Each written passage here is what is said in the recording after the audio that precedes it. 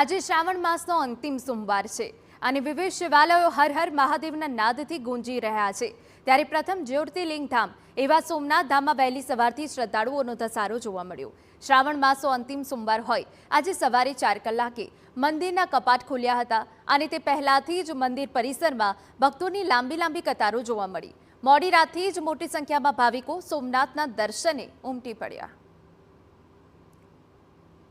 श्रावणीय सोमवारे महाअभिषेक साथे सोमनाथ महादेवनी पूजा विधि संपन्न कराई हती। भाविकोए तेना दर्शननो लाभ लीधो हतो। तो न मात्र गुजरातमांथी परंतु समग्र देशमांथी मोटी संख्यामां श्रद्धाळुओ सोमेश्वर महादेवना दर्शने उमट्या। कर्नाटकना शृंगेरीथी आवेला साधुओए सोमनाथ महादेवनी सन्मुख ज रुद्रना पाठ कर्या हता अने आ क्षणने अद्वितीय गणावी हती।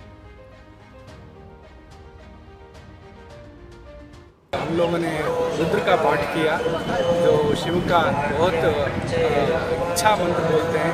शिव का बहुत शिव इससे बहुत संतृप्त होता है। अभिषेक प्रियो शिवाहा बोलते हैं। इस समय में ये मंत्र का पाठ करना एक रिवाज है हमारा सनातन धर्म में।